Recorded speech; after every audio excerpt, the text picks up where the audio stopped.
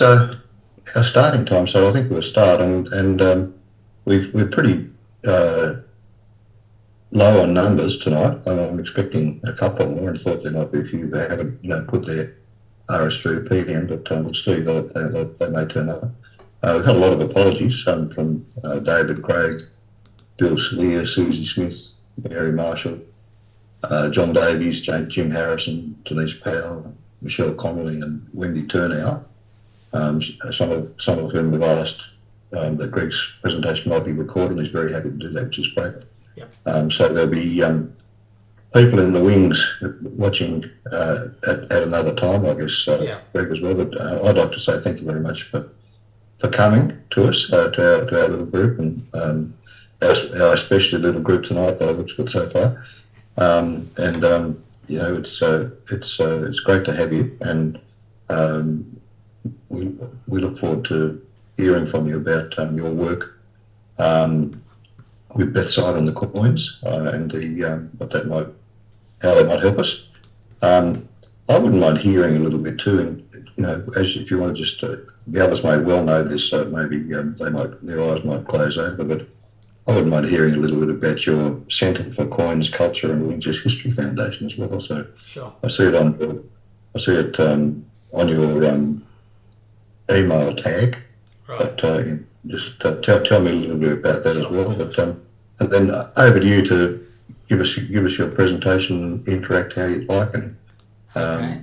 you've got a Well, let me receptive just audience. kick off the PowerPoint thingy. Okay, so you guys can all see that without any problem? Yep. Okay, so thanks Peter, and thank you thank you for this opportunity. The invitation came up just over a year ago, actually. You might remember at the time I thought you were asking me to speak the following week, which I was prepared to take a big breath and do if need be, but you kindly told me I had a year of grace, and then I forgot all about it until I got your email the other day, about a week ago, and saw that in fact I did have a reminder set for the very next morning to give me a heads up that in about 10 days time I had to be ready for this. So the backstory here is this is very much based on, I'll just say got it so that thing doesn't stay there. This presentation is based on the paper that I gave at the American School of what is now called Overseas Research instead of Oriental Research, but ASOR, or as the Americans say, ASOR. This was in Boston last year, and it was one of 6 presentations in a special session around the debate over the identification of Bethsaida/Julius, and there were 3 from et al., including myself, obviously Rami Arav, the director of excavations there since 1985 or 86, Carl Savage, who is the actual director of excavations rather than the overall director, and myself on the team from et al., and I was very good. I didn't say Bethsaida once during my 15-minute presentation. I maintained academic distance and just spoke about et al. I'll unpack that in a second. Then we had 3 people from El Araj, which is a site that competes for the honours of being New Testament Bethsaida, and they're about 1.5 kilometres away from us on the edge of the lake, whereas we're sitting on a basalt outcrop about 1.5 kilometres north of the lake. So in that kind of context, it was like a high school debate in a way, and at the end it was just like a good old-fashioned Israeli bun fight with everybody, including all the people in the audience, screaming at each other.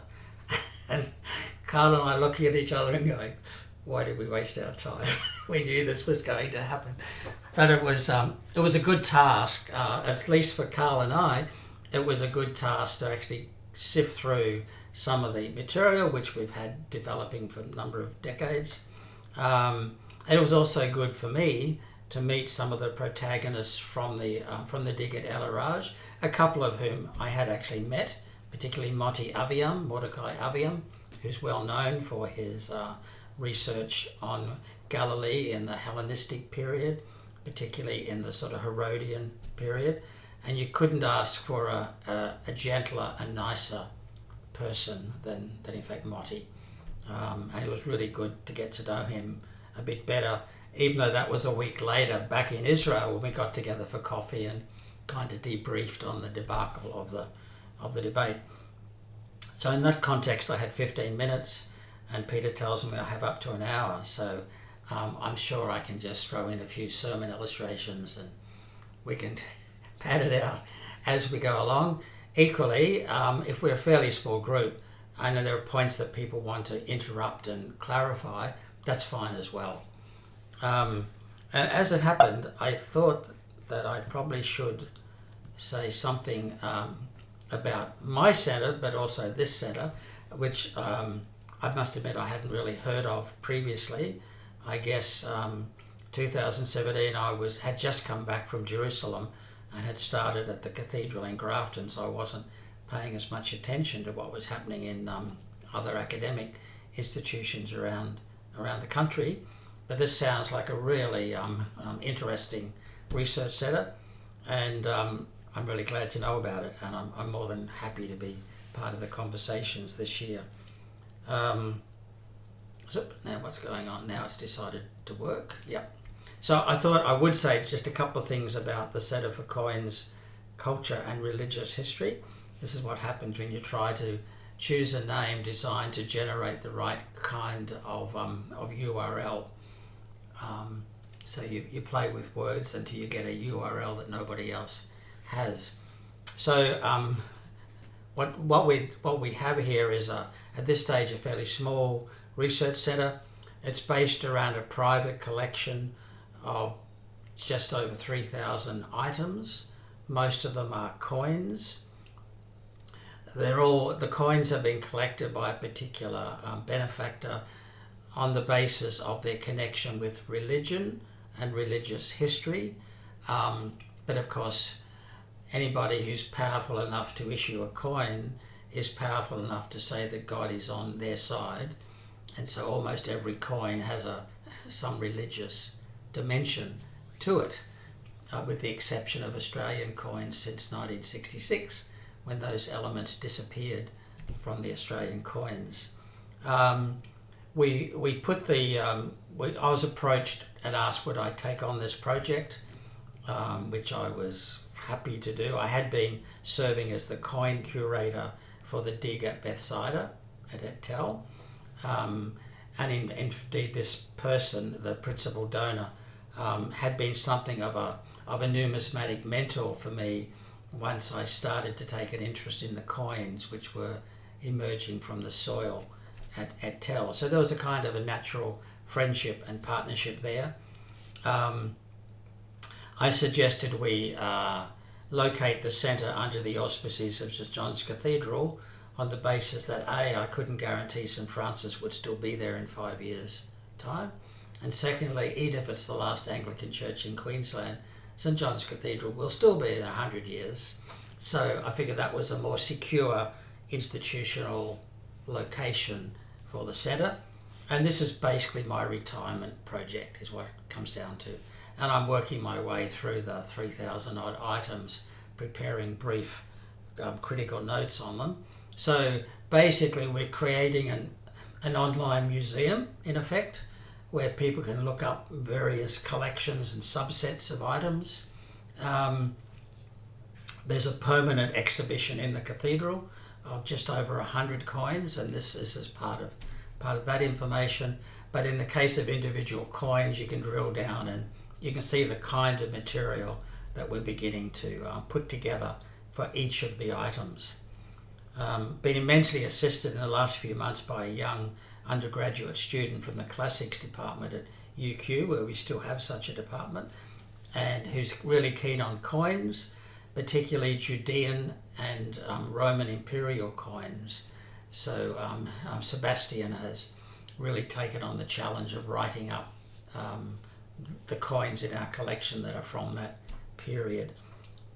And it's a huge, huge assistance. The idea is this material is available either as online resources for people to tap into with teaching at either college, university or school levels, And we also have what we call travelling exhibitions, which are basically shoeboxes full of coins and other artifacts that we take or post to a particular school if the history department or the religious studies department wants to actually have some ancient artifacts or even just sort of medieval artifacts. So it includes not only classical and ancient coins but also print and other materials from the Reformation period, from the medieval church and from other periods. It even includes a number of ancient oil lamps and various other bits and pieces. So that's the Centre for Coins, Culture and Religious History, and that's what's supposed to keep me out of trouble for the next few years. And we're very happy to have sort of research associates who bring their particular interest. So, for example, we have a surprising connection of Nazi-related materials, which of course these days can't be sold and traded, but they can still be used for academic purposes. And we actually have a research associate who's fluent in German, did her postgrad work in Germany, and is particularly interested in questions of how the Christian tradition was shaped and adjusted to fit the needs of the Nazi regime in Germany in the 30s and 40s. So it's surprising what's there in some ways. I guess the more important connection for this discussion this evening is the project which proudly calls itself the Bethsaida Archaeology Project, and has been active since about 1985. In that time, came up with, in particularly, two very significant physical finds, I guess. One was the remains of some ancient Iron Age city gates from what we call level 5. We've subsequently found the level 6 city gates as well, and so the level 6, which is the bottom level, you're back into bedrock after that. So level 6 is basically 1200 BCE, so sort of late, I guess early Iron Age, 2A I think it is, and then level 6 is the destruction level that dates from Tiglath-Pileser. So you're getting down to the 8th century, 730s by that level. And those, I think there's a photo coming up in a moment, but those massive city gates are actually what first caught my attention. And I decided, as soon as I saw the opening slide of a colleague's presentation at the SBL meeting in Auckland in 2008 or thereabouts, that it may not be a fishing village, but it sure was a place I wanted to go and learn about. So there's a sort of set of materials that predate coins, of course, by several hundred years, except for the odd random coin that manages to find its way down through the layers, turn up in the wrong place. And then at the northern end of the excavations, there's a fairly large set of basically 2nd and 3rd century BCE homes, sort of residential areas. There's a small plaza area beginning to perhaps move down the slope towards the Jordan River. We've only excavated maybe 10 or 15 meters of that distance. So there's a sort of cluster of basically post-Alexander the Great settlement activity at the northern tip of the site. And as far as we can tell, the site was abandoned between Tiglath-Pileser and basically the time of Alexander the Great. All the debate, of course, as to who's got the real Bethsaida is all about the 1st century, and indeed it's all about the first 2 decades of what we call the 1st century. It's all about who's got the Bethsaida that Jesus walked through. And there's a lot of research funding, and academic egos are strangely connected with that very specific identification, which in many ways is the most difficult pinpointing to do with archaeological work, to pinpoint that this is a place where a particular individual may have been, as distinct from this is a place that fits into the culture and the technology and so on for this general period. So in the case of Et Tel, and the larger image there is showing the Tel down in the sort of bottom centre of that larger photo. The site is about 20 acres, and as you can see, it's about 2 kilometres to the Sea of Galilee with its present boundary. That area is remarkably flat and at different times has been underwater, according to the sort of geological studies that have been done. And so El Araj is not actually where that missing tooth is, but it's over in that area, just to the right of that area. So you've got 2 sites, one right on the edge of the lake, one back on the first bit of decent high ground away from the lake. And the debate for more than 150 years, since Edward Robinson in 1838 first suggested that this sort of rocky basalt, so good to be able to say basalt instead of basalt, this sort of basalt outcrop, which was simply called by the local Palestinians, the Bedouin who were there, it was simply called Et Tel, the mound. There was no preservation of a name, it's just the mound. Okay. Whereas the site down closer to the edge has the tradition. Well, there's a small village there, as there was also on this site, just at the southern tip of the mound, where the trees are fairly thick. That used to be a small Bedouin village in the 1930s. It was, of course, destroyed in the war in 1948. And similarly, there was a small village down on the lakeside, and that village was called El Araj. And Stephen Notley, in particular, is absolutely convinced that that's the site of Bethsaida in New Testament times. So there's been this, particularly in the last 10 years or so, there's been this back and forth as to which of these 2 sites has the better credentials to be identified with Bethsaida in the New Testament period. If I flick forward to the next slide, that's a shot of the Iron Age city gates and the entry plaza from level 5. So destroyed in about 738, something like that.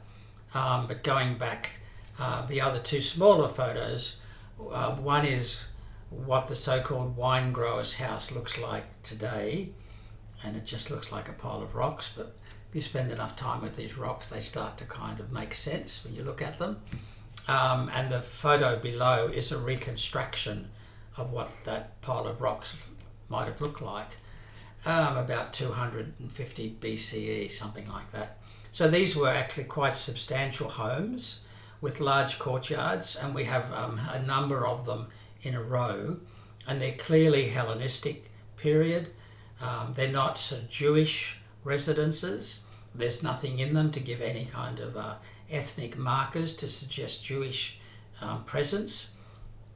And so very early on, this evidence in particular of what we call Area C at the northern end of the active dig.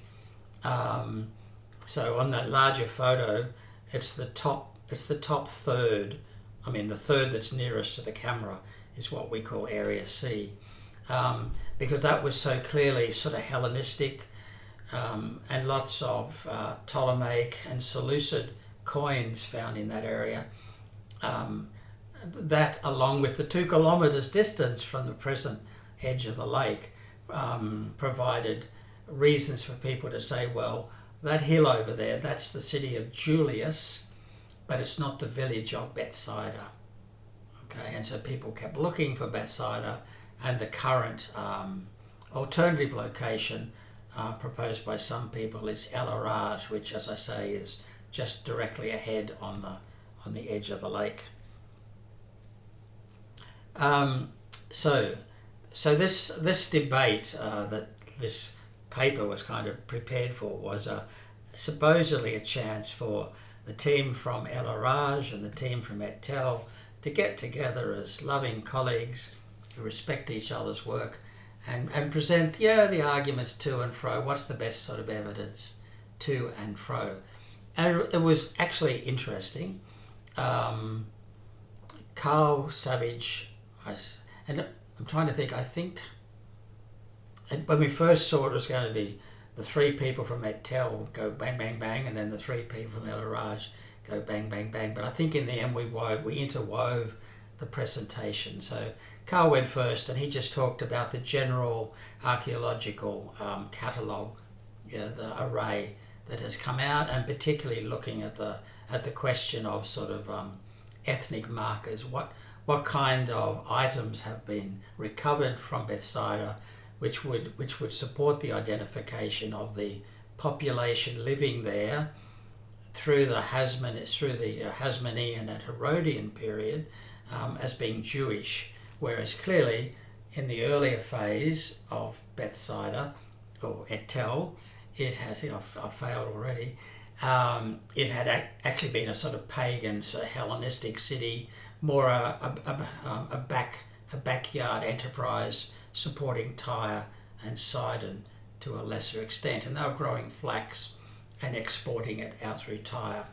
So there's no doubt that the people who lived in those fairly large and comfortable houses and were active all over the top of the site, but particularly in Area C, maybe heading down towards the edge of the river at the time, they were in fact Hellenistic population who'd moved into the hinterland from Tyre. And you can see a change of government after the Battle of Panias in 199 BCE, when virtually overnight the coined record changes from Ptolemaic to Seleucid. So it's very clear that phase of the site was not Jewish. However, in the Hasmonean period, as early as 125 BCE, with the expansion of Hasmonean influence and eventually control up into the Galilee with John Hyrcanus I, from about 125, the whole of the Galilee falls under Jewish control, Jerusalem-based authority, I would say for the first time ever in its history. But that depends on your attitude about David's kingdom and how far it stretched up into the Golan Heights and so on. And so there's a whole new ball game once the dominant culture is Jewish, and all the political answers are coming from Jerusalem, not from Tyre, and not from Antioch, and not from Damascus, and not from Acca. So we see this very clear transition, and Carl was able to name a number of those transitions, and he very kindly stayed away from the coins, on which he's also an expert, because he knew I was going to talk about the coin record, which is what I'm doing in this. Interesting, just for the sake of the record, the three papers from the El Araj people, Stephen Notley did a presentation which has since been published in the Israel Numismatic Review, playing with the well-known textual problem in John chapter 5, where Bethesda, the pool with the 5 arches, in some manuscripts is mistakenly called Bethsaida. And then he hooks that in with the fact that El Araj is an Arab name that means the cripple, and so he's suggesting, because of his love of that sort of exegetical process, historical process, that the reason it was called Araj was a corrupted memory of the 5 arches in Jerusalem. Now, as my way of describing that probably suggests, I'm not overly persuaded by that line of argument, but I respect very much what Stephen's been doing, and his textbooks have always been really important resources for me. There's absolutely no doubt, as we'll see in a moment, that the site at Et Tel was Bethsaida in the Byzantine period. That's a lay down misère, absolute lay down misère. The question is, what was there in the first century BCE, or first century CE, and whatever might have been there, well then what was the relationship between the village or whatever on the edge of the lake and the larger settlement, which was eventually raised to the status of city by Philip the Tetrarch, from memory, in the same year that just 2 or 3 years before he died. And Josephus says that Philip loved the city of Julius, which had previously been the village of Bethsaida, and that he was buried there. And boy, would we love to find Philip's tomb. But no luck so far. Okay. There was, of course, a presentation by Motti Aviam, which was gracious and just outlined the data, their excavations, and they've only excavated for a couple of years. They have a very limited number of coins at this stage. This will change eventually, but they have actually uncovered what appears to be a large Byzantine church, which of course they're calling the Church of the Apostles, and certainly in the Byzantine period there's no debate in my view. El-Araj was Bethsaida for the Byzantines, who of course were excellent scholars and always made absolutely correct identifications of sites under their control with places of significance in the biblical narrative. The third one was a third presentation I found particularly fascinating. It was by, were the Sea of Galilee a bit bigger, we'd call him an oceanographer, but he's a scientist who studies changes in coastlines and the kinds of storm activities which are generated given particular geological formations, such as those that apply around the Lake of Galilee, the Kinneret.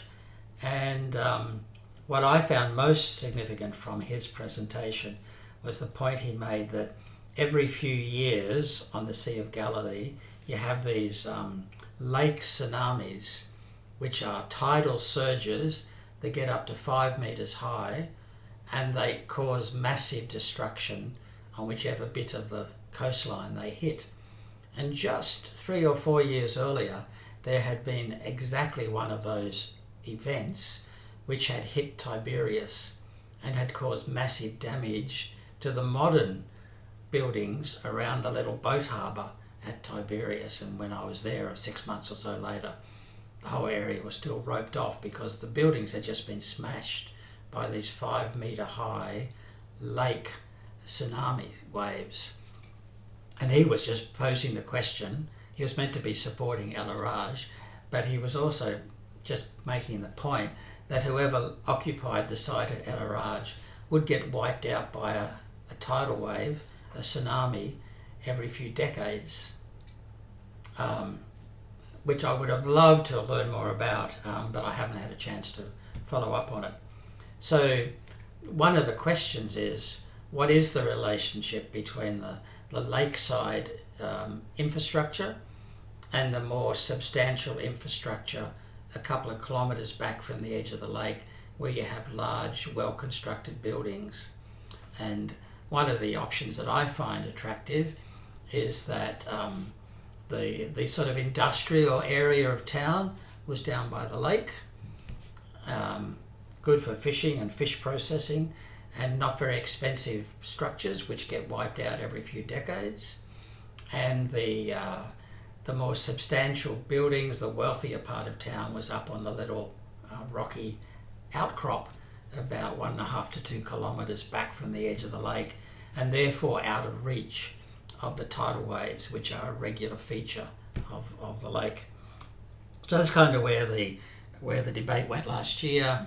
And my contribution was to say, what do the coins from the Hellenistic and early Roman period, and of course early Roman includes Herodian, whereas Hellenistic includes Hasmonean, kind of.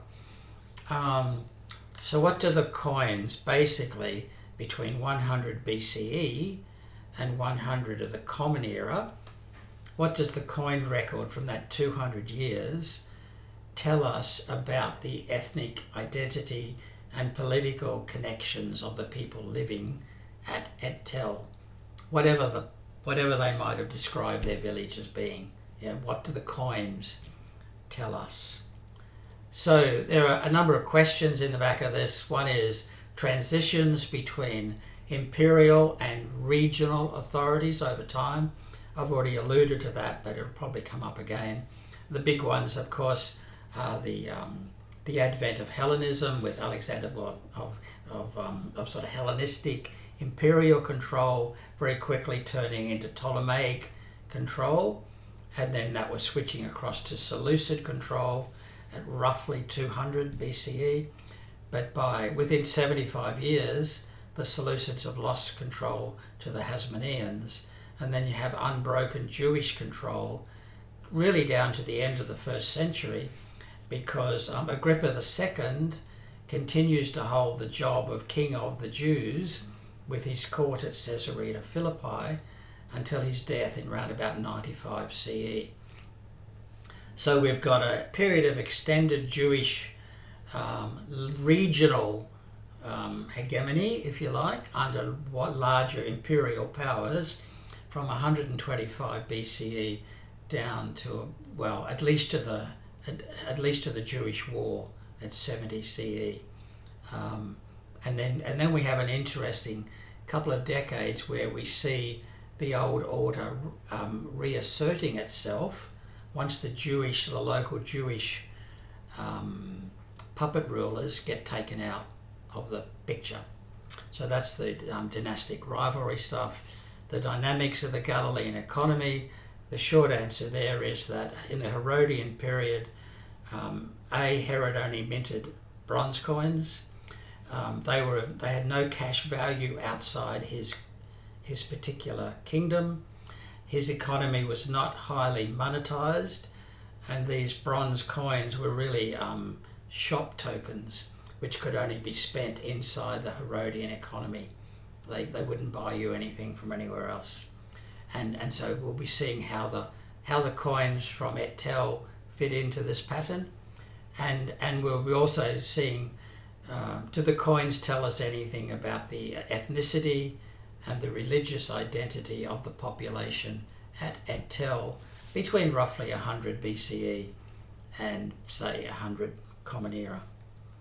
And of course, in the process of doing that, what do the coins tell us about the relationship between Et Tel, the little basalt outcrop 2 kilometres away from the water, and El Araj, the smaller, more, if you like, flimsy settlement down on the edge of the lake. And my bold assertion was that the coins from Et Tel will address all of those questions, some of which I've already done with random comments. So we've had, in fact, closer to 30 years of excavations, more now probably, but 610 coins have been recovered from the excavations at Et Tel. Obviously there are no coins from the Iron Age period because coins weren't around. So the coins are only from the Hellenistic period onwards. We don't have any substantial coin record from the Persian period prior to Alexander. Okay, because as best we can tell, there was really nobody at Et Tel prior to the settlement that takes place after the death of Alexander. So about just over 600 coins, and 400 of those are from the classical period, and 150 of them are from the basically the medieval period and the Ottoman Empire, and the rest are just odds and sods of other coins that have ended up on that piece of dirt. So 600 odd coins, and we'll see in a moment there's about 400 of them are classical coins, and probably 300 of those are from the Hellenistic and early Roman period. So just a quick heads up, we've got 3 coins from Alexander the Great, but nothing from an earlier period. We have coins from autonomous Hellenistic cities. We have almost 60 Ptolemaic coins, 140 Seleucid coins. I mean, those numbers tell you straight away what's going on. We have 38 Hasmonean coins and 22 Herodian coins. And during the period of those coins, we have a complete absence of Seleucid coins. There are 57 early Roman coins, and again a handful of autonomous Roman cities, and another 30 or so Roman coins that we can tell they're Roman, but we can't tell which mint or which ruler they're from. And there are 3 Byzantine coins, which means we're talking, basically in the 5th century, which is the end of basically up around about 450, 500 is the end of the classical period for numismatists. So my project was to look basically at the 200 to 30. There's about 300 or so coins out of the 400 that are going to come into play in this discussion, but I'm particularly interested in the significance of the Hasmonean and Herodian coins, because that tells us this village is in fact Jewish. Okay, so just in terms of material information, in the total set of classical coins, about 400 of them, there are 21 silver. There's one that's a different metal, not gold, unfortunately, although it says gold here, and the rest are bronze. So this was a low value kind of economy. There are 20 odd silver coins. They're all from the Seleucid and Ptolemaic period. There are no silver coins at Bethsaida from the Hasmonean or Herodian, because they didn't have permission to mint silver coins. So it speaks to their regional autonomy or lack thereof. We won't worry about those little comments. Just for the sake of background, these are the medieval coins. When the Brits were in charge of Palestine, they said anything after 1700 is modern. So that's still what applies in the Israel Antiquities Authority. So the coins between 500 and 1700 are medieval. And you can see the place is basically empty, but there is a little bit of a tick up, particularly in the Mamluk period, okay, which is obviously after the Crusades. One of the great delights was in the area where I was a supervisor, we found one of the coins minted by Saladin in the same year as he had defeated the Crusaders at the nearby Horns of Hatim. And then in terms of modern coins, there's roughly 100 Ottoman coins. These are machine-produced coins. So this is the Ottoman Empire trying to modernize and actually moving population into the area from the Balkans. There are 3 European coins after 1700, and there's a handful of coins from the Syrian Arab Republic. And there's 30 or plus coins that we can tell they're coins, but we can't tell anything else about them. Okay. So actually the site has quite a lot of coin data that's relevant to the Hellenistic and early Roman period. My own interest happens to be more the medieval and the Islamic coins, but nonetheless there's a body of data. In terms of where did the coins come from, and hopefully this is going to work after being transferred from Keynote to PowerPoint. So if you look at the mints, I've ordered the mints by the total number of coins from that mint, not alphabetical, because that's not really the point here. So we have in total 145 coins issued at the mint in Tyre. None of them are the famous silver Tyre coins for the temple. These are just ordinary old copper coins for the most part, bronze coins. Alexandria featured a lot in the earlier Ptolemaic period, and of course Acco Ptolemaeus, which is opposite, of course, from Haifa these days, and Antioch as well. So the mints that are inside that red circle, they're the mints, and therefore they're the cities and the economies which were dominant during the Ptolemaic and the Seleucid period, which is basically 320 to 200 and 200 to 125, at which point it becomes Hasmonean. But look at our friends in Jerusalem and a couple of other Jewish mints. So Jerusalem, all of a sudden, we have 49 coins minted in Jerusalem.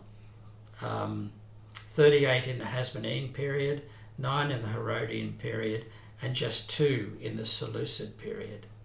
So Jerusalem is the emerging mint factor, as it were, in that period. And even Tiberias, which was only founded by Antipas in about the year 18 of the Common Era, it gets 15 coins at Et-Tel.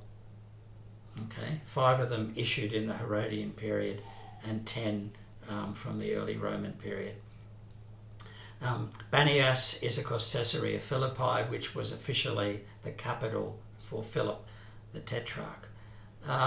So the green circle is sort of highlighting the change between Seleucid and Ptolemaic, or Ptolemaic then Seleucid coins, with the major centres of power being Tyre, Antioch, Alexandria in Egypt in the Ptolemaic period, and of course Acco Ptolemaeus. And the Ptolemaeus part, of course, gives away the ruling power.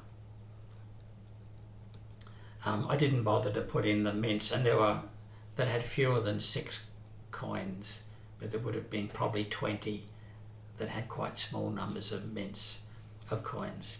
So just quickly going through, in the Ptolemaic period, the most, 33 Tyre, 24 from Alexandria.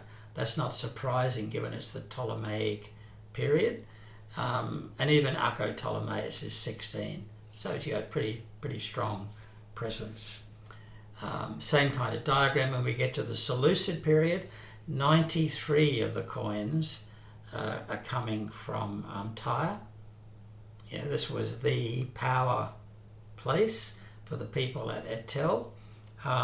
22 are from Antioch, and Acco Ptolemaeus is still coming in with about 11, and there's a couple from Jerusalem, and then there's a smattering of other places. When we come down to the Hasmonean and Herodian period, there's a total change of the coin repertoire. Now, there aren't as many coins, and that speaks to the lower level of economic activity. So once the Hasmoneans have taken control of the site and shown the door to the local population who return back to Tyre, presumably,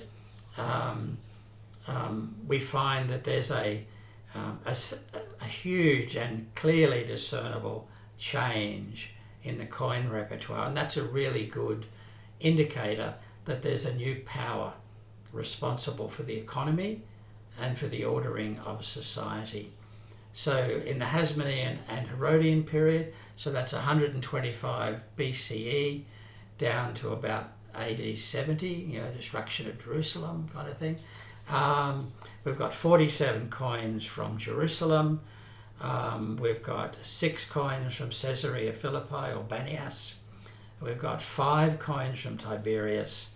We've got 1 from Sebast, which was one of the first coins issued by Herod the Great. And there's 1 other coin that we can't tell where it was minted. So, this is probably one of the most important pieces of data in terms of a change of regime so far as the coin record is concerned. Once you get after the Jewish War, there are no puppet rulers left.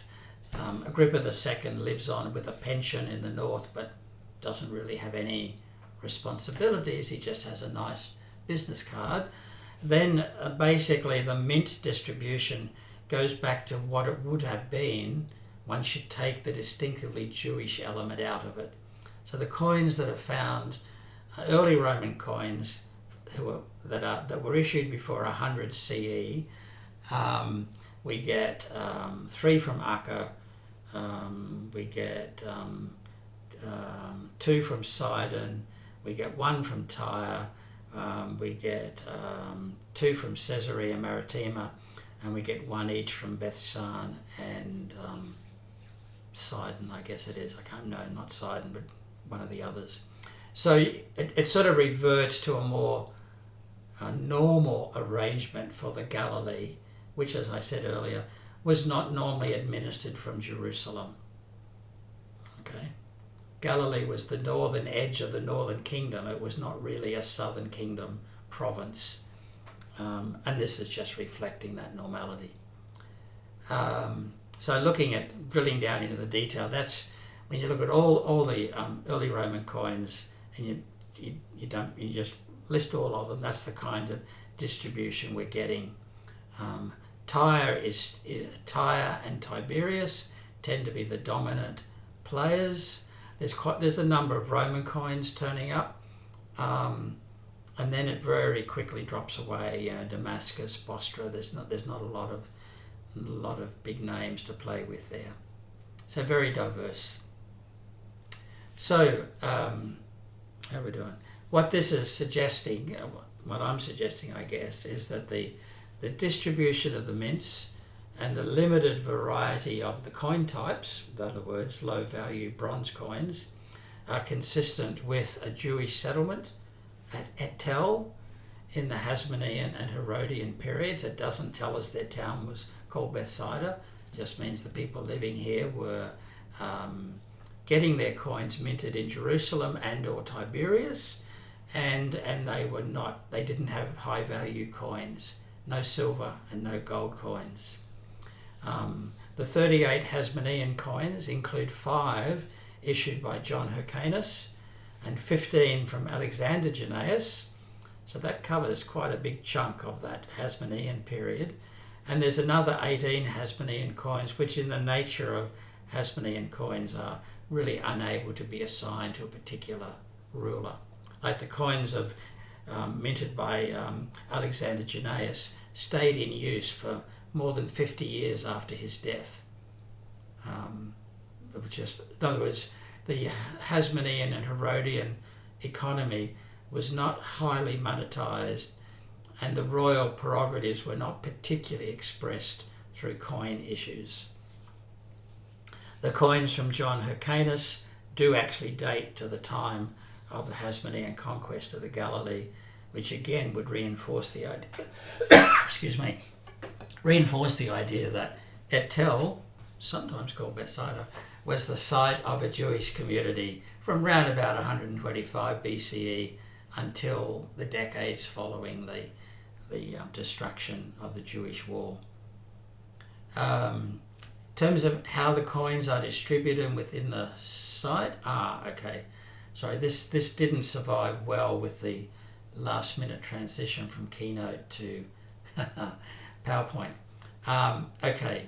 So in Area A, now that's the highest point on the site, and Area A is where the Iron Age massive city gates and the Bitolani Palace and so on, and massive storerooms, the biggest storerooms, bigger than Hatzor, bigger than Dan, bigger than Megiddo. These are massive Iron Age storage rooms. So in Area A, we have about 151 coins, and it's 30 Hellenistic coins prior to the Ptolemaic period, 32 Ptolemaic coins, 41 Seleucid, 24 Hasmonean, this is really fun reading it in vertical, 17 Herodian, and another 7 from the end of the 1st century. Area B is a relatively small area in the centre, well, basically in between A and C, of course. And there were no major structures excavated there, which is interesting. So, not surprising, you tend not to find coins just lying around in the paddock. They tend to be in what's left over of buildings or something. So we only have 2 Hellenistic coins. We only have 7 Ptolemaic. We have 42, so about the same level as in the Seleucid period. We have 10 Hasmonean, 4 Herodian, and 2 Roman. So 67. So a much lesser number. Less than half of what we found in fewer than half of what we found in Area A. Area C, there are only 83 coins. Now, Area C is the northernmost area, the area which was developed and occupied particularly in the Hellenistic, Ptolemaic, Seleucid period. So we find 12 Hellenistic coins, 14 Ptolemaic, 53 Seleucid, but only 3 Hasmonean and 1 Herodian. So and no Roman coins from the last quarter of the 1st century.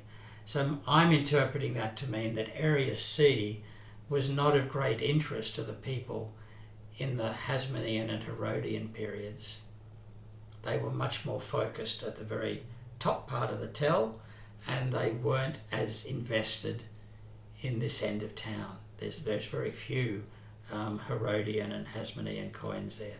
We have another 13 coins, which unfortunately, when you're working with volunteers over 35 years, not every volunteer and not even every supervisor, area supervisor, such as myself, will record every detail of every coin. So we have 13 coins where we literally cannot tell whether they came from area A, B or C. We just can't tell. So that's really disappointing, but even crawling back through the odd logbooks doesn't solve that problem. So this is just representing the same thing. So the pink salmony area is area A, which has 151 coins. The little yellow zone in the middle is area B, had almost 70 coins, and there were just over 80 coins, but very few of them are from the Hasmonean or Herodian or even early Roman period, which, as I said, I'm suggesting that means that by the time of the 1st century BCE and CE, that green area of town was basically abandoned and was not really occupied. Okay, so, and that's just representing the same thing again in terms of the coins from area A, coins from area B, Seleucid dominate, coins from area C, again Seleucid coins dominate, Hasmonean and Herodian all but disappear. So this is just a summary of what I've just been talking about.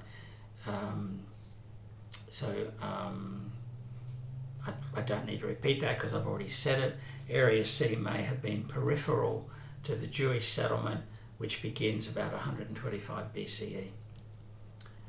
Okay, and just a final comparison of the coin data from Etel and El Araj.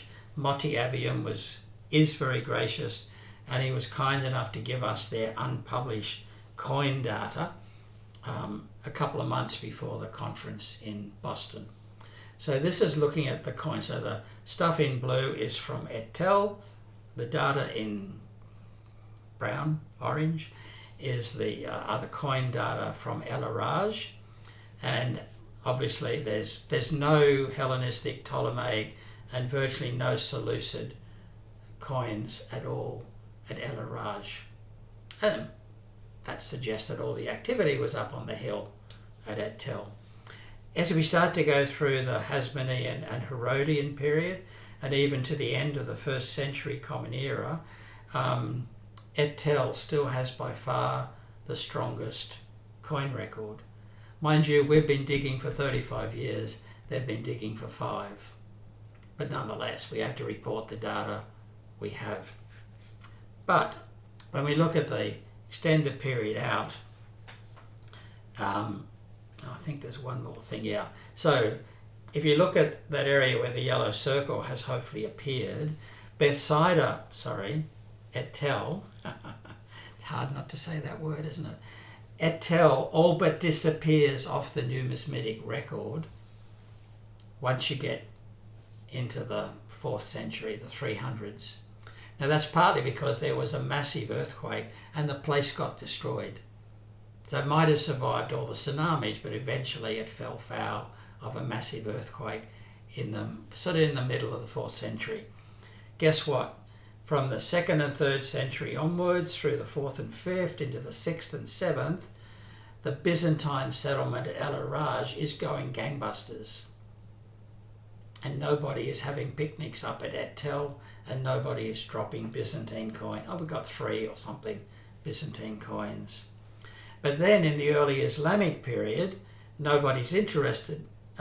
We've still got a fairly strongish presence. This is early Islamic before the Crusades, so 7th, 8th, 9th, 10th century.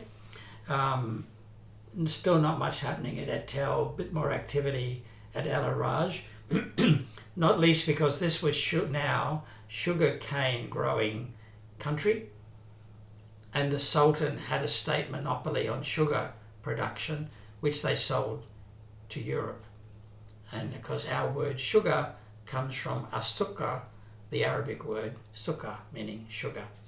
But from the medieval period onwards, through into the Ottoman period, El Araj just kind of spins its wheels and Etel begins to take off again. So it seems to me the coin record speaks to periods of prosperity and decline and parallel prosperity down by the lake's edge. The lake declines, but for whatever reason, in the Mamluk and Ottoman periods, Etel begins to flourish again. As to which of them is Bethsaida, I neither know nor care.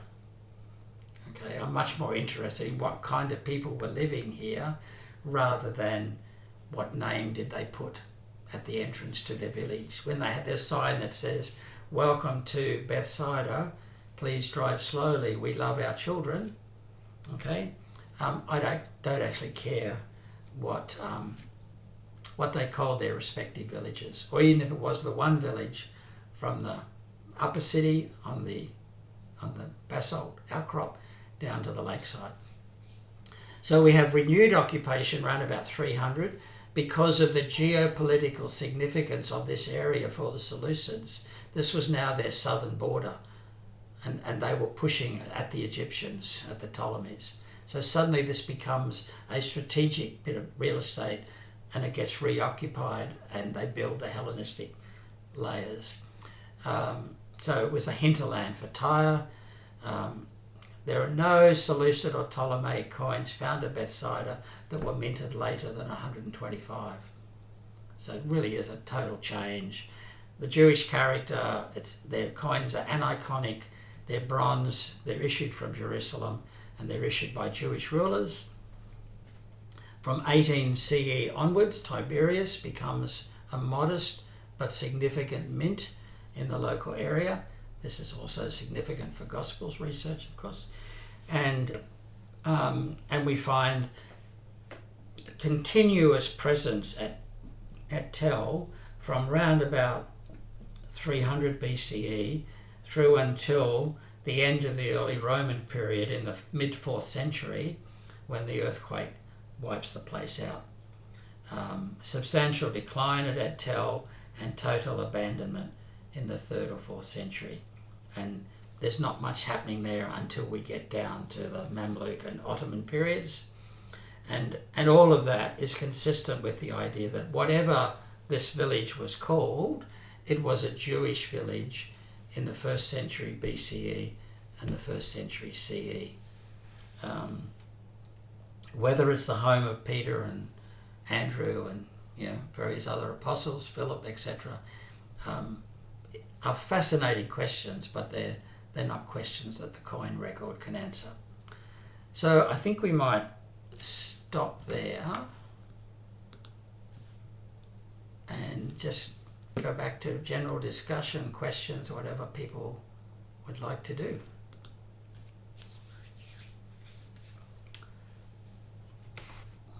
Thank you very much, Greg. That's fascinating it is. Yeah. And of course, there's probably every point you made we could explore a little bit further, touch you, and you'll go off. That's right. That's the problem. I had all my notes there, but I only looked up the date for Edward Robinson. I haven't looked at the notes since then. Very good. Very good. Yeah. I'm interested, if just to expand a little bit. Like you've made a lot of the location of the mints. How tricky is it to work that out? Is that an easy thing, where a coin is minted? I know nothing about this. Okay, so as the macro level and the micro level, see, you push the button already. So gold coins are only issued in Rome.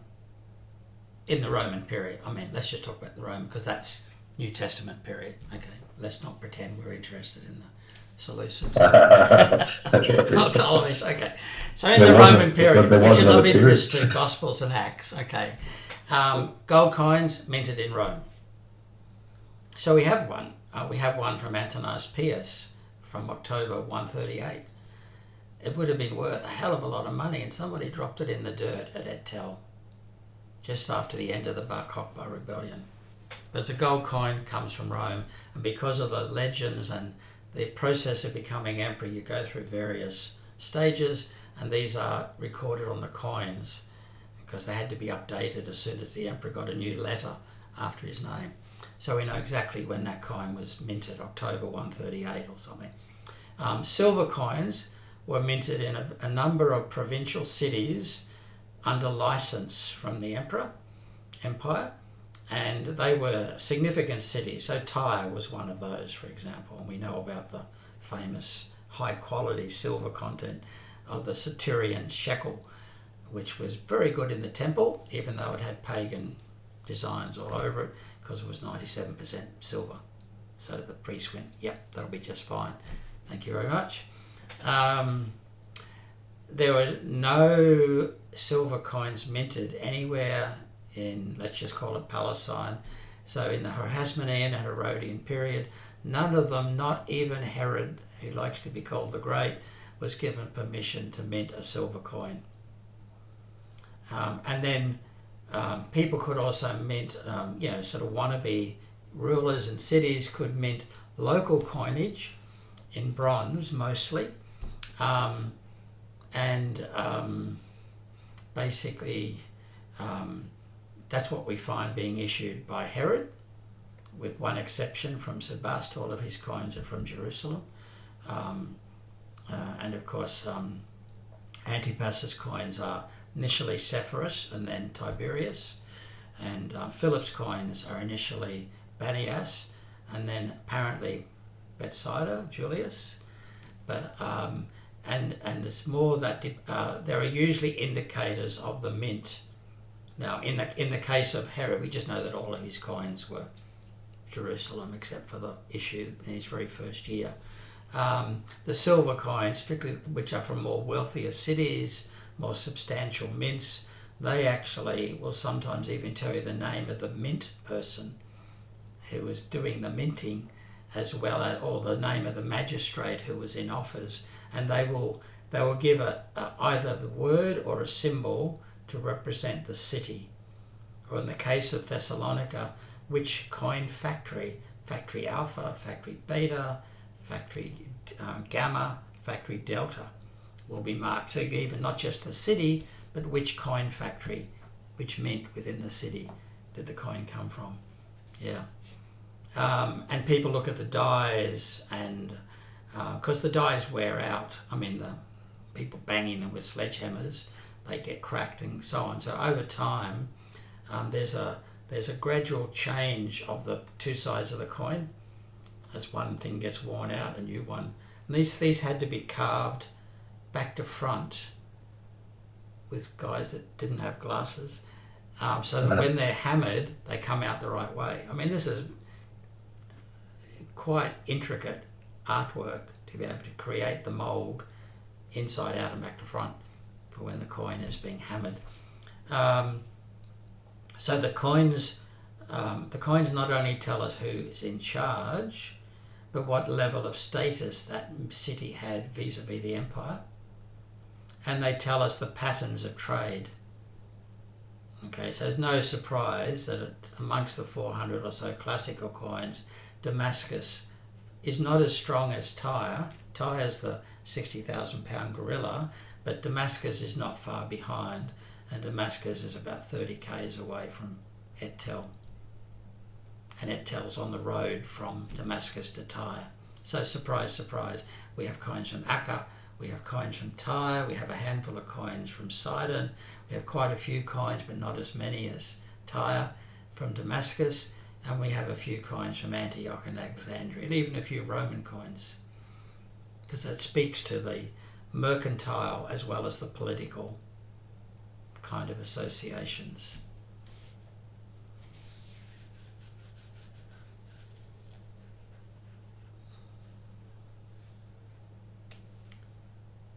There you go. Yeah, yeah. So, I know this is taking you beyond what you actually talked about, but just a brief comment perhaps might help. You've talked about the physical structures and you've talked about the coins, but I presume there have been other things that have been found. So the pottery record, for example, Oh yeah, just yeah. There's you know, uh, well, what other sort of groups of data? okay. So the data Yeah, sets are firstly, if you can find them, structures. Okay, and the more substantial structures will be at the top of the hill because that's where the elite people live, same as now. Sewage always flows downhill. Rich people live at the top, poor people live at the bottom. That's life. Okay, the best structures, the wealthier buildings, and so on are going to be at the top of the top of the stratum. And you can tell from even the degree to which the stones are worked or cut, and the degree to which they're just field stones, you get an idea of the affluence and the skill level of this. Is this fence been put up by Farmer Joe, or has it been put up by Fred's fencing firm? You get a kind of a sense of level of expertise. Is the street paved? Is it paved with field stones, or is it paved with cut stones, and so on, like Tiberius and like Sepphoris was. So again, level of wealth, level of power. So not just buildings, but even infrastructure like roads and drainage systems and so on, storage facilities, water reservoirs and so on. I'm thinking of say Chorazin. There are a couple of major, I guess, some water reservoirs, which were probably also used for ritual bathing by that stage. If you can find mikveh, that's a really good marker for a Jewish settlement. We have no mikveh at Tel, but it is more or less lakeside, and you don't need mikveh if you're beside the Sea of Galilee and next to the Jordan River, which is just at the base of the outcrop.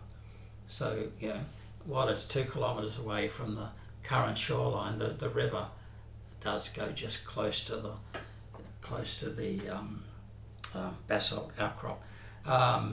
You're looking for evidence of firstly pottery, and there's a whole repertoire of pottery, inverted Hellenistic rims and juglets and pots and cooking dishes and all the rest, right through to Ottoman tobacco smoking pipes.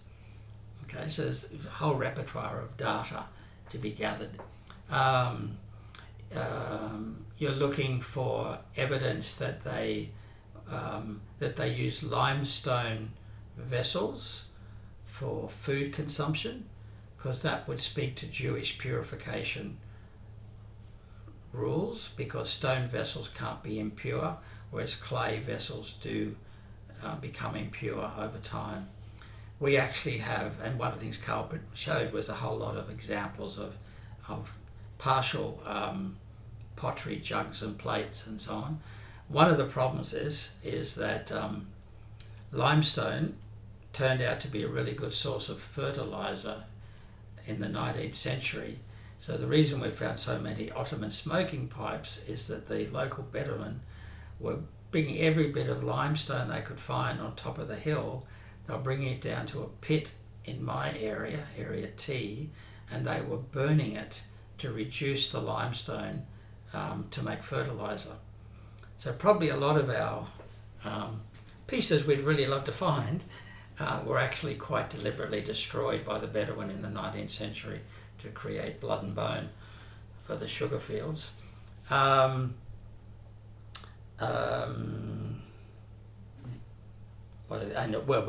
don't have mikveh at Masada. We haven't got a synagogue.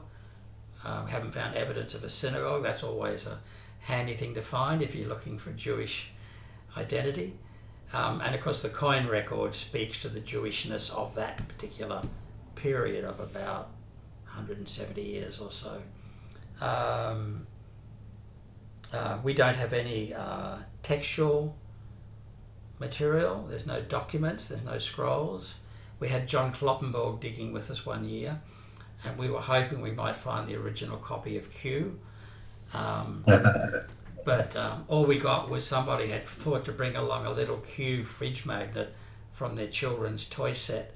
So that went into John's filtering tray at one stage, and he was kind of amused, I think, that we had provided him with evidence of Q, which had been planted in the ground for him. Again, we have, I guess it's ceramics, but you have the sort of another important piece are the sort of Greek sort of wine containers. So these are large pottery vessels, maybe almost a metre high. They have a very pointy bottom because they were placed in sand at the bottom of the boat. It's a way of storing them. And the people living at Tel, particularly in the Hellenistic period, were wealthy enough to import their wine from Greece. And the handles on the amphora, I think that's what they're called. So the handles would have stamped on them the magistrate who was in charge of wine production that year. And we have the list. I mean, scholars have the list of who the wine masters were in various Greek cities. So we can actually trace some of the amphora. All you've got to have is the handle. You don't need the whole amphora because one handle is enough. So we've got a couple of words and a couple of amphora handles for a handles, but we don't have any texts. We don't have any inscriptions, and we haven't yet found Philip's tomb. Probably got turned into fertilizer by the Bedouin. Just our luck. Yeah. I'll just keep pausing for the other two guys, but that's my questions. Thanks. One of the things, sorry, Jeff. Yeah, thanks, Peter. Greg, thanks so much for sharing all this knowledge and insight with us. I was just interested to ask if your hypothesis or kind of elegant solution about the two sites, Etel and El Araj, being combined or connected as a city had any traction during the conference in Boston, or whether the conversation is still just too hostile that wasn't perceived as a constructive contribution. It was offered from the floor by somebody who had a very loud voice, but nobody else appeared to be really listening to the guy. They're all too invested in their own theories. We're about to resume excavations at Etel, and there's been a change of leadership. The licensee and so on is going to be changed because Rami Arav has to retire under the Israeli rules relating to ages and so on. So one of the younger colleagues has come through, got her PhD and well connected. She's going to become the new director. It'll be a whole new excavation because we can't even dig where we've dug for the last 30 odd years without getting written permission from the previous license holder. So we just go 5 inches the other way and start again. I'm urging them to go up to Area C, where we have done a fair bit of stuff, and follow the trail of that plaza. See, does it go down the hill? Because if it's going to go down the hill, it's going to be from the Hellenistic period, because that's when Area C seems to have been developed and was of particular economic and social significance. So I'm hoping we will push down that way. What we were doing in my area, Area T, is we're looking for the 1st century, of course. And we found it, but we had to stop at that year. We found, so we were mostly working in the Mamluk period, and that northern slope overlooking the lake is covered with destroyed Mamluk houses, little stone cottages that have just collapsed, 5 metre by 5 metre little cottages. And so we dug a couple of those out, and we kept going down, and we came to the top of what appears to be an earlier layer of a stone wall, which would be level 2, which is the 1st century period. So I know that Carl was really excited because our theory is the people at the top of the hill have always been toffs. The people that Jesus might have hung out with are the regular people that live down the bottom of the hill. So we want to go and dig down the bottom of the hill. But Rami was always more interested in the more monumental finds that could be found at the top of the hill. We're going, yada, yada. We want to go and find the village from the time of Jesus. Thank you very much. Because we're unbiased scholars. We don't have any agenda. So hopefully we'll get to expand Area T into areas we haven't dug previously and push it down to maybe the 1st century, which is also the northern edge. That's getting closer to El Araj. And at the other end, the southern edge of the Tell, and at the northern end, Area C, where there's already evidence of a paved plaza beginning to curve down. I think it'd be really good to pursue that, but it depends what the major research question is going to be for the new director when she gets her license. And the events of the last few weeks in Gaza and Israel mean there probably won't be any activity there in summer of next year, northern summer. Okay. It'll probably be 2025 before we're on the tools. Thanks, Greg. Okay. So we pretty well done. Yep. One of the assumptions, I think, Assumptions, we love them. again, behind your coins, and looking at the number and the distribution through the ages and that kind of stuff. And we've got one of the assumptions that people drop coins at basically the same rate. No, you can find coins for a number of reasons. They might have been collected by a tax collector, and for some reason he might have been worried and he's hidden his cash. Okay. There are a number of marine wrecks off the coast of Palestine, coast of Israel, that have got thousands of gold coins from the Islamic period, which were being taken down to Egypt to pay the taxes to the caliph. So you get those kind of hoards. And at Gamla, there's like 6,000 coins. This was clearly presumably the bank of the rebel government in the time of Josephus. So they had 6,000 coins just a couple of kilometres away from us. We've got 600 coins, and they're all from like a very narrow period, whereas we've got 600 coins from a 2,000-year period. So, but the number of coins is evidence of activity on the site. So if there's only like 3 Byzantine coins prior to the Crusades, that's really saying this site at Tel was of no interest in the Byzantine period. They had decided the best site, and that's where they built their church, down at El Araj. So they weren't interested in the hill behind. So it's a function of how monetized is the society, what kind of activities are going on to collect coins. Are you fortunate enough, like at Beersheba in the south, we've found the hoard of coins from the Ottoman army paymaster from 1917 or whatever. Okay, that's a fantastic find. And they didn't care what coin they got paid in, they just had to be paid. So there are British coins and Italian coins and Ottoman coins all in the one bucket. But as a general rule, and the other thing is about 50 of our coins, mostly the Mamluk coins, mostly Ottoman coins, but a handful of the earlier coins are pierced. So they had a hole punched through them so they could be worn around the neck of a Bedouin woman as her dowry.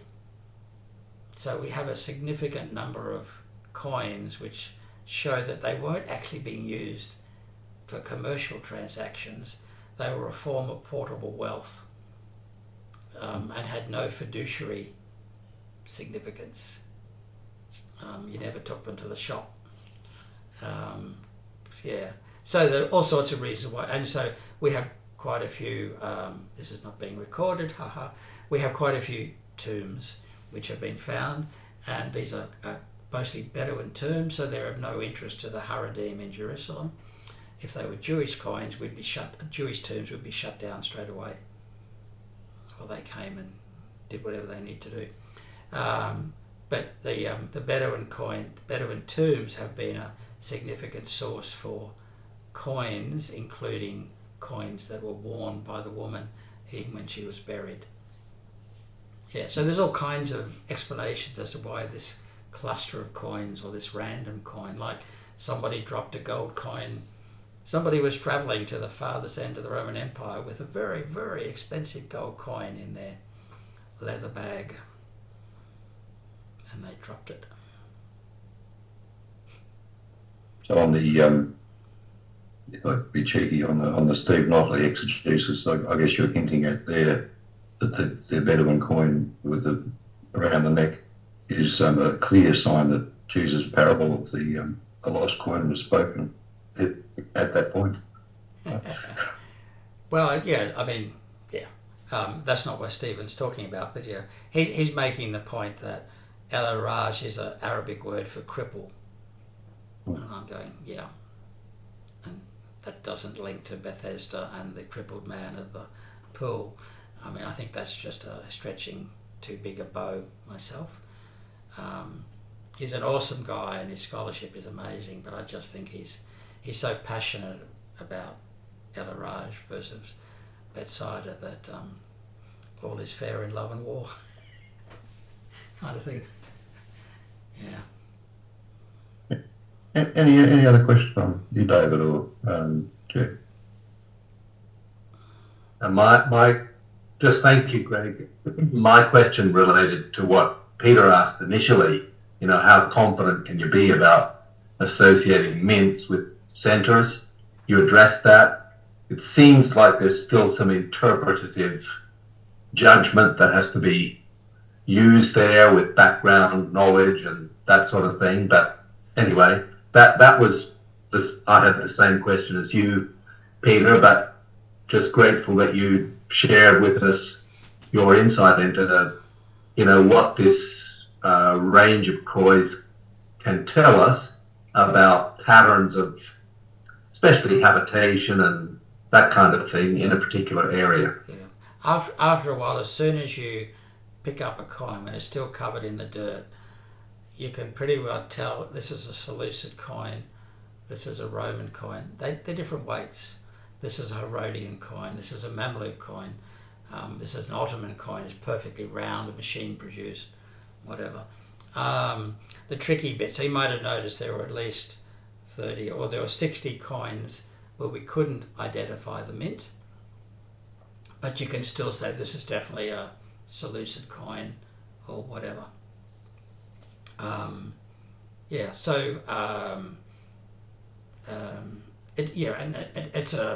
The more people know about coins, the easier it is to identify them. I'm always in awe of the people like the guy who's donated all his collection to the cathedral. He can look at a coin. In fact, how I got hooked on this was I'd come home from Bethsaida each year with the CSU study tour students. We do a research seminar at St. Francis every month during semester time. So July or August, there's always a report on the Bethsaida excavations that year. And I famously said one year, we didn't find very much this year, but there was this coin, which I put up on the screen. It was an unclean coin. This guy recognized it straight away as an Adventist coin, not meaning Seventh-day Adventist, but a coin issued in honor of the arrival of the emperor at Acca, and it was Antonius Pius, I think, as I recall. But I mean, he nailed it just from a dirty image on the screen at St. Francis, and that's what kind of got me interested. And of course, I was never going to get my head around all the variations in ceramics, but I don't need a lot of Hebrew or Greek to read a coin legend. So it fed into my area of strength. What's the? I've seen a little bit about the using the science of metallurgy in the coin research. How significant is that? significant in various ways, and we're also doing it with not metallurgy, but looking at the sort of clay analysis to work out, for example, the Herodian oil lamps, one of the other pieces of data at Bethsaida. We know the dirt, the clay in those oil lamps came from Jerusalem. So they were choosing to buy their oil lamps from Jerusalem rather than locally. That's a sign of an intentionally Jewish community. Okay. So in the case of the coins, these days you can just point a little XRF reader handheld device. It'll give you an instant sort of analysis of the metal makeup of the coin. But they can also track different traces of metal to different parts of the empire in terms of where the metal came from, and also when there were when there were economic crises and the empire devalued the currency by putting less silver, for example, into the shekel or the tetradrachm, or having a bronze coin with a silver coating, or using bullion, which is not a valuable metal.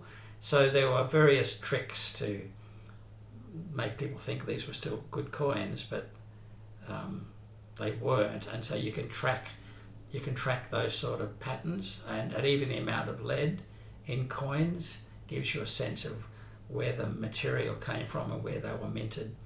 So the study of metrology, or the metal makeup of the coins, is one of the components that's really important. Yeah. Fascinating. Very fascinating. Yeah. Okay, well, I think we've probably, our time's running out, and our probably questions have as well. But I just want to say thank you very much, Greg, for coming and sharing with us, and I'm glad it sort of prompted you to, stuff that you weren't going to say came out as well. It's nice, and I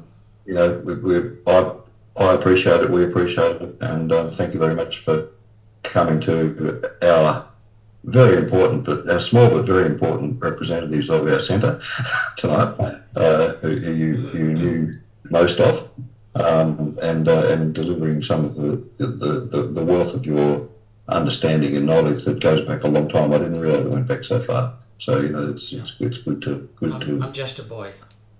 Yeah, it's very good, and we wish you well with your centre and the online museum that you're creating, and I'll certainly be dabbling there and having a look and seeing what's what, and